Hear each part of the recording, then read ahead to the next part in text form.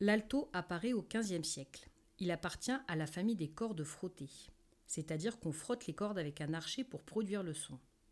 Un archet est une baguette de bois sur laquelle sont tendus des crins provenant de la queue d'un cheval. Sur l'archet d'un alto, la bande de crin est plus large que sur celui d'un violon pour mettre en vibration les cordes qui sont plus épaisses.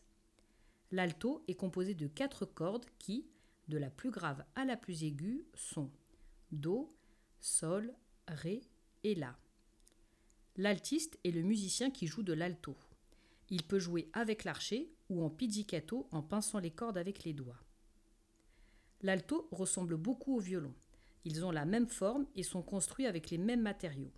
Mais l'alto est plus grand, plus épais et il produit un son plus grave. Il peut mesurer de 45 cm pour un enfant à plus de 67 cm pour un adulte. Pour les adultes, il existe également différentes tailles d'instruments.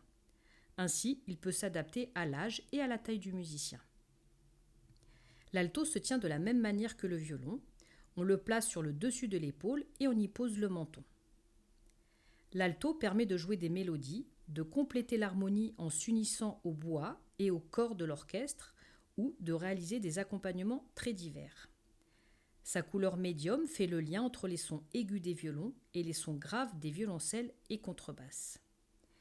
Les œuvres majeures pour alto datent du XVIIIe siècle. Certains compositeurs lui ont consacré des concertos comme Telemann ou Mozart avec sa célèbre symphonie concertante pour violon et alto. Au XXe siècle, beaucoup de compositeurs ont écrit des concertos pour alto, dont Bartók, Hindemith et Walton.